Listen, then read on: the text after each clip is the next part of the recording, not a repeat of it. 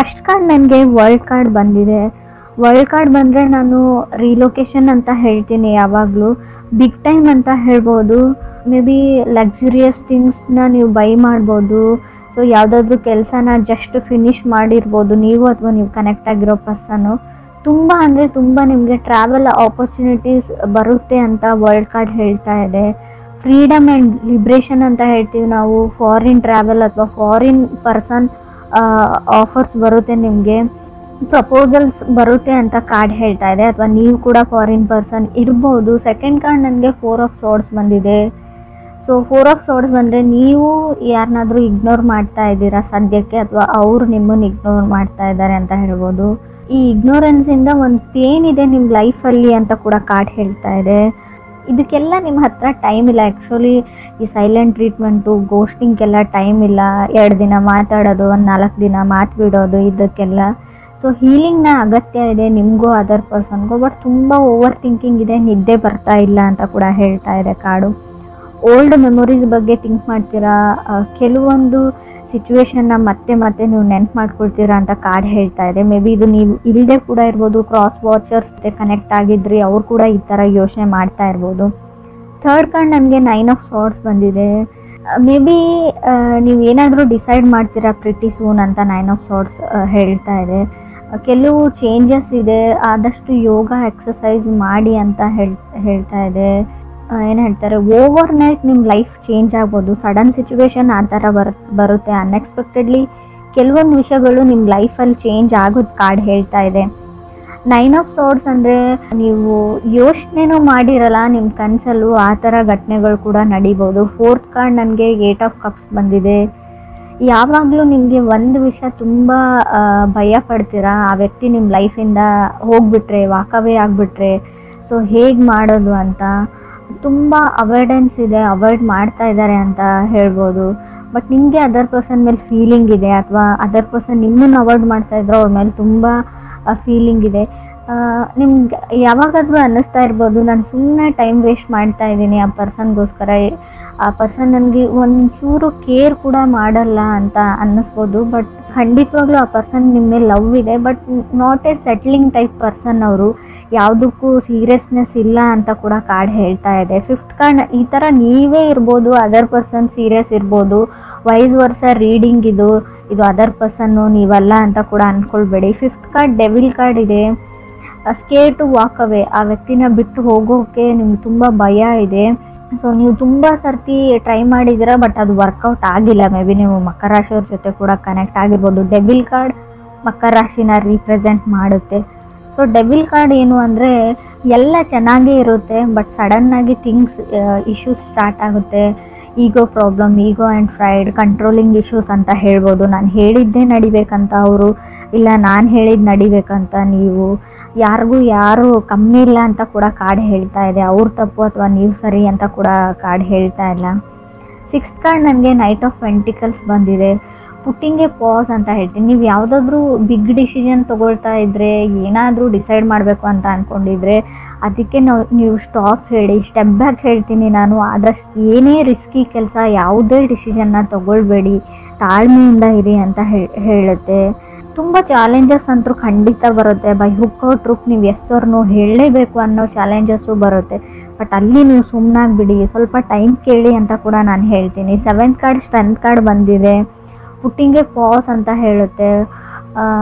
ರಾಹು ಇದ್ರೆ ನೋಡಿ, ತುಂಬ ಅಂದರೆ ನೀವು ಏನು ಸರಿ ಅಂತ ಅಂದ್ಕೊಂಡಿರ್ತೀರಾ ಅದು ತಪ್ಪಾಗಿ ಕಾಣುತ್ತೆ. ತಪ್ಪಿರೋದೆಲ್ಲ ನಿಮ್ಗೆ ಕರೆಕ್ಟಾಗಿ ಕಾಣಿಸುತ್ತೆ. ರಾಹು ಇದ್ದಾಗ ಫಾಗ್ ಅಂತ ಹೇಳ್ತೀವಿ.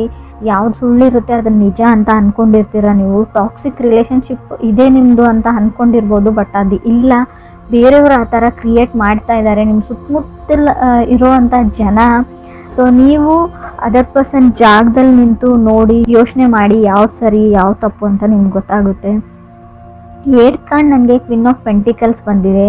Queen of pentacles take care of my coins ಅಂತ ಹೇಳುತ್ತೆ. ಮೇ ಬಿ ನೀವು ಹಣದ ವಿಚಾರದ ಬಗ್ಗೆ ಸ್ವಲ್ಪ ಯೋಚನೆ ಮಾಡಬೇಕಾಗುತ್ತೆ.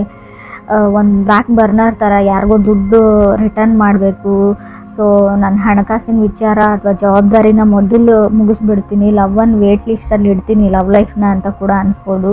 ಸೊ ಯಾರೋ ಕೋ ಡಿಪೆಂಡೆನ್ಸಿ ಇದೆ, ಸೊ ನಿಮ್ಮ ಮೇಲೆ ತುಂಬ ಡಿಪೆಂಡ್ ಆಗಿದ್ದಾರೆ. ನಿಮ್ಮ ಫ್ಯಾಮಿಲಿ ಇರ್ಬೋದು ಅಥವಾ ನಿಮ್ಮ ಪಾರ್ಟ್ನರ್ ಇರ್ಬೋದು ಅಥವಾ ನೀವು ನಿಮ್ಮ ಪಾರ್ಟ್ನರ್ ಮೇಲೆ ಡಿಪೆಂಡ್ ಆಗಿರ್ಬೋದು ಹಣಕ್ಕೋಸ್ಕರ ಅಂತ ಕೂಡ ಕಾರ್ಡ್ ಹೇಳುತ್ತೆ. ಫ್ರೆಂಡ್ಸ್, ಇದು ಎಲ್ರಿಗೂ ಅಲ್ಲ, ಕೆಲವ್ರಿಗೆ ಮಾತ್ರ. ಇನ್ನು ಕೆಲವರಿಗೆ ನಾನು ಮತ್ತೆ ನಂಗೆ ಡೆವಿಲ್ ಕಾರ್ಡ್ ಬಂದಿದೆ, 9th card. Self love is A key ಅಂತ ಹೇಳ್ತೀವಿ. ನಿಮ್ಮನ್ನು ನೀವು ಪ್ರೀತಿಸೋದನ್ನು ಕಲೀರಿ, ಅದಾದಮೇಲೆ ಬೇರೆಯವ್ರನ್ನ ಅಂತ.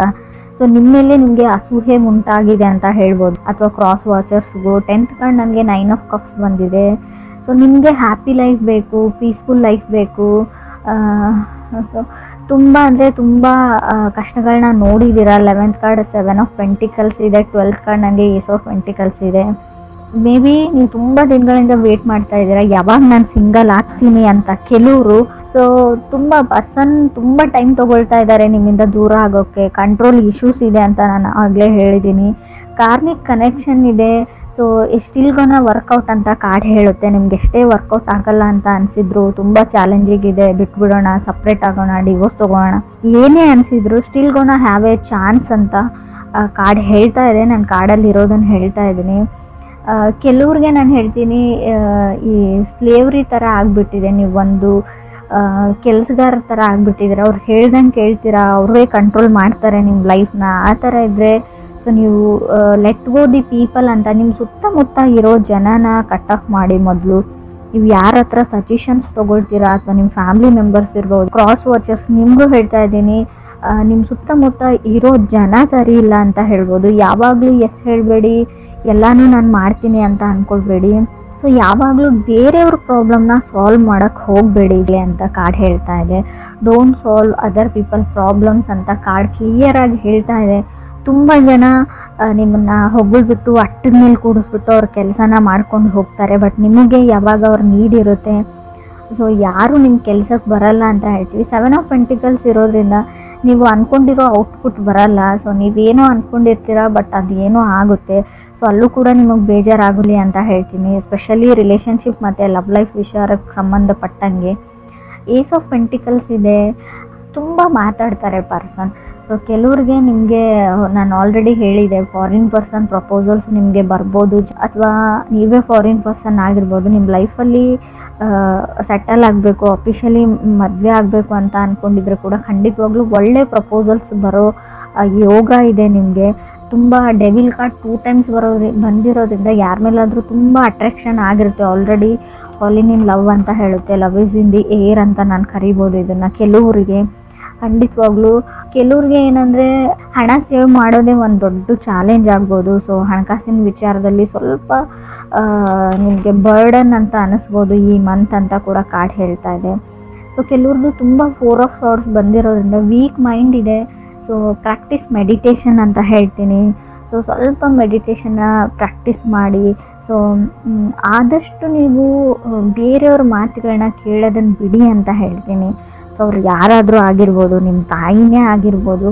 ಕಾರ್ಡ್ಸ್ ಹೇಳ್ತಾ ಇದೆ, ಅವ್ರ ಪ್ರಕಾರ ಅವ್ರು ಹೇಳ್ತಾ ಇರೋದು ಸರಿ ಕೂಡ ಆಗಿರ್ಬೋದು. ಈ ಟೈಮ್ ಅನ್ನೋದು ಇರುತ್ತೆ ನೋಡಿ. ಟೈಮಲ್ಲಿ ಕೆಲವೊಂದು ಸರ್ತಿ ನಾವು ಕಾಂಪ್ರಮೈಸ್ ಆಗಲೇಬೇಕಾಗುತ್ತೆ. ನಾವು ಸರಿಯಾದ ಜಾಗದ ಕಡೆ ಅಥವಾ ಸೈಡ್ ಕಡೆ ನಿಂತಿದ್ರು ಕೂಡ ಕೆಲವೊಂದು ಸರ್ತಿ ಸ್ವಲ್ಪನಾದರೂ ನಮ್ಮ ಈಗೋ ಅಥವಾ ಫ್ರೈಡ್ ಅಂತ ಏನು ಹೇಳ್ತೀವಿ ಅದನ್ನು ಬಿಡಲೇಬೇಕಾಗುತ್ತೆ. ಇದಿಷ್ಟು ನೀವು ಸಜೆಷನ್ಸ್ ಥರ ತೊಗೊಂಡ್ರೆ ಒಳ್ಳೆಯದು ಅಂತ ಅನಿಸುತ್ತೆ. ಕೆಲವರು ಇಲ್ಲಿವರೆಗೂ ಕಪ್ಪಲ್ಲಿರೋರು ಅಥವಾ ರಿಲೇಷನ್ಶಿಪ್ಪಲ್ಲಿರೋರು ಆ್ಯಸ್ ಯೂಸ್ವಲ್ ಸಿಂಗಲ್ ಆಗೋ ಟೈಮ್ ಇದೆ, ಸಿಂಗಲ್ ಇರೋರು ಮಿಂಗಲ್ ಆಗೋ ಟೈಮ್ ಇದೆ ಅಂತ ಕೂಡ ಹೇಳ್ತಾ ಇದೆ.